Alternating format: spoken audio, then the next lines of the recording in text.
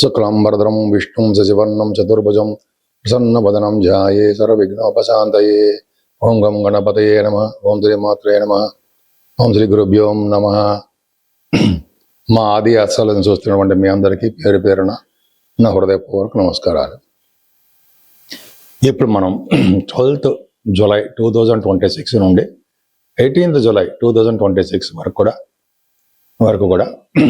12 రాశుల వారికి ఎలా ఉండబోతుందో తెలుసుకుందాం.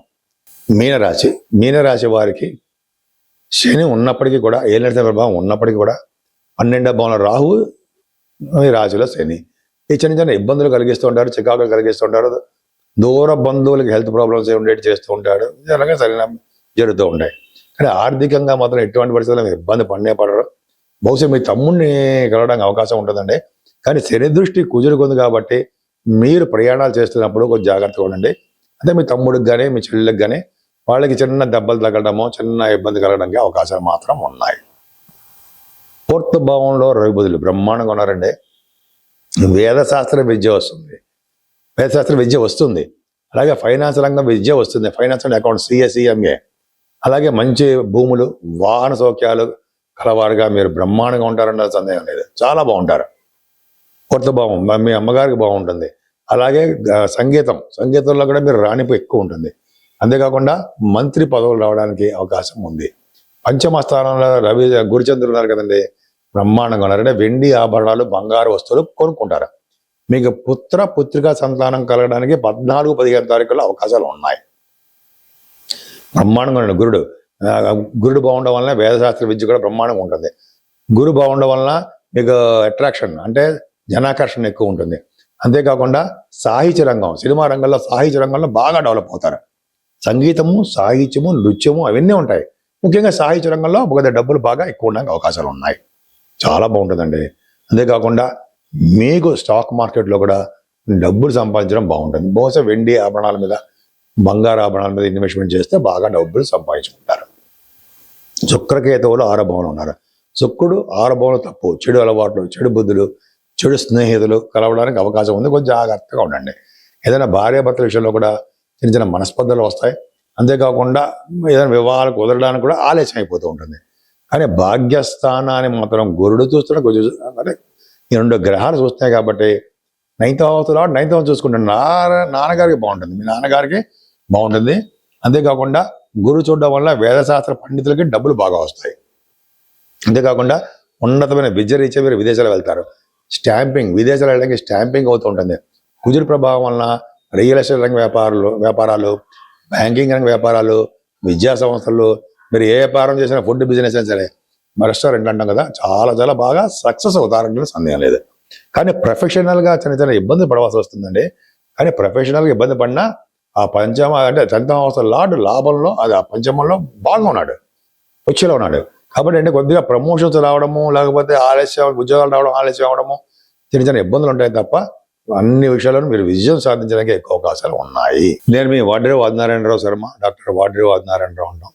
సరేనండి, మీ జాతకాలు ప్రతిసారి చెప్తున్నట్టుగానే మీ జాతకాలు చూపించుకోవాలనుకుంటే date of birth, time of birth, place of birth ఉంటే చాలా మంచి రిజల్ట్స్ పొందొచ్చండి. నేను చాలామంది చెప్తుంటాను, అందరికీ ఆల్మోస్ట్ కరెక్ట్ అవుతూనే ఉంటాయి. ఉద్యోగాల గురించి, వివాహాల గురించి, మ్యాచ్ మేకింగ్ అంటే భార్యాభర్తల యొక్క, వధూవరుల యొక్క జాతక పరిశీలన, ఇవన్నీ ఉంటాయి కదండి, చాలా ఉంటాయి కదా.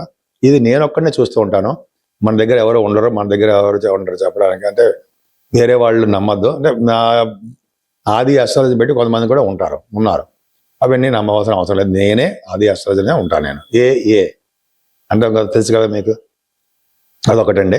తర్వాత వాస్తు సంబంధించిన విషయాల్లో కూడా మన పేరును బట్టి ఏ దిక్కుని మనం ఉంటే, అంటే ఈస్ట్ సైడ్ ఫేసింగా, వెస్ట్ సైడ్, లేకపోతే నార్త్, సౌత్ అంటాం కదా, ఆ ఫేసింగ్లో ఏది కలిసి వస్తుంది మనకి అనేది కూడా చెప్పచ్చు.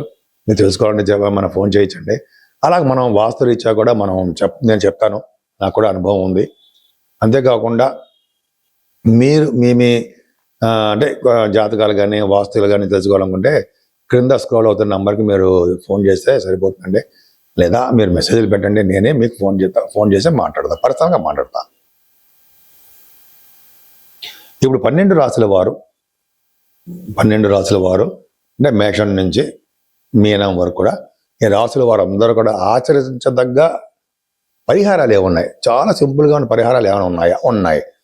ఏంటంటే 14వ తారీఖుని అమావాస్య వస్తుందండి. ఎవరైతే 14వ తారీఖున అమావాస్య వచ్చినప్పుడు ఆంజనేయ స్వామి హోమం చేస్తూ ఉంటారు, ఆంజనేయ స్వామి గుళ్ళలో, అయితే అమ్మవారి గుళ్ళల్లో కూడా చేస్తూ ఉంటారు, చండీ హోమం చేస్తూ ఉంటారు. ఇట్లా మంచి మంచి హోమాలు జరుగుతుంటాయండి అమావాస్య పూట. ఆ అమావాస్య పూట నాడు చేసే హోమాలు చాలా పవర్ ఉంటుందని చెప్పి మనం అంటాం. సో అది కరెక్ట్. సారీ. కాబట్టి ఈ హోమాలు చేయించుకోవడం అనేది చాలా పవర్ఫుల్ అండి. అంతేకాకుండా ఈ అమావాస్య పూట కూడా పితృతర్పణాలను ఇస్తూ ఉంటాం. పితృదేవతల యొక్క ఆశీస్సులు మన మీద ఎప్పుడు ఉండాలి. వాళ్ళ ఆశీస్సులు ఉంటే మన సంతానం బాగా డెవలప్ అవుతారు.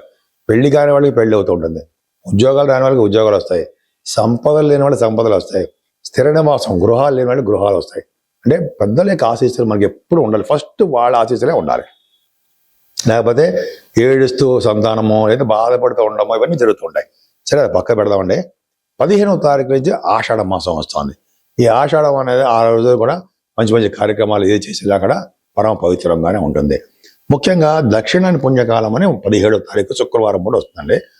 దక్షిణ పుణ్యకాలం అంటే ఏంటి అంటే, సూర్య భగవానుడు 16వ తారీఖు వరకు కూడా ఉత్తరాయణం వరకు ప్రయాణిస్తాడు. తన గుర్రాలని ఉత్తరాయణం వరకు ప్రయాణించడం చేస్తుంటాడు. 17వ తారీఖు నుంచి ఆ రథము దక్షిణం వైపు మరలుతుంది, దక్షిణ ప్రయాణం చేస్తూ ఉంటారు. అంటే అర్థం ఏంటంటే, సూర్య భగవానుడు మకర రాశి నుండి మిథున రాశి వరకు ప్రయాణం చేస్తూ ఉంటాడు కదా 6 నెలలు. ఆ 6 నెలలనే ఉత్తరాయణం అంటాము. అలాగే కర్కాటక రాశి నుంచి మళ్ళీ మకర రాశి వరకు అంటే ధనుసు రాశి వరకు ఆయన దక్షిణాయన పుణ్యకాలం అంటాం, దక్షిణాయన వైపు ప్రయాణం చేస్తుంటారు. ఈ 17వ తారీఖున చేసే పుణ్యం చాలా, అంటే పుణ్యకాలం అంటాం. ఈరోజు చేసే దానాలు, జపాలు, స్నానాలు, ఇలా అనేక రకాలైనటువంటి మంచి మంచి పనులు చేయడం వలన చాలా చాలా మనకి విజయం కలుగుతుందని చెప్పి మనం అనుకుంటూ ఉంటాం. సో 17వ తారీఖున అనేది చాలా పవర్ఫుల్ అండి. విష్ణువుని ఆరాధించాలి. అలాగే శివాభిషేకాలు చేసుకోవడం వలన చాలా ఉన్నతంగా రాణిస్తారు. ముఖ్యంగా అమ్మవారి యొక్క ప్రభావం ఉంటుందండి. అమ్మవారి యొక్క దర్శనాలు చేసుకోవడం వలన, అమ్మవారి యొక్క అంటే లలితా సహస్రనామాలు అంటాం, మీకు తెలిసే ఉంటుంది. అలా చేసుకోవడం వలన 108 నామాలు ఉంటాయి కదా, ఆ లలిత సహస్రనామం చదవడం వలన ఇంటిలో ఉన్నటువంటి, గృహంలో ఉన్నటువంటి పీడ తొలుగుతుందండి. అంతేకాకుండా ఈ పుత్రుల్లో కొంతమంది బాలారిష్టాలు అడుగుతారు, అరిష్టాలు అవన్నీ తొలగి దృష్టి దోషాలు కూడా పోతాయని చెప్పి మనకి తెలుసుకున్నాము. అది కరెక్ట్. లలితా శాస్త్రం చేసేవారికి, ఆంజనేయ స్వామి వారికి చేసేవారికి కూడా, ఆంజనేయ స్వామి అంటే మీకు తెలుసు, ఆంజనేయ స్వామి వారికి పూజించడం, అవి చేసేవారికి కూడా మంచి శుభ ఫలితాలు కలుగుతాయి అనడంలో సందేహం లేదు. బ్రహ్మాండ ఫలితాలు కలుగుతాయి.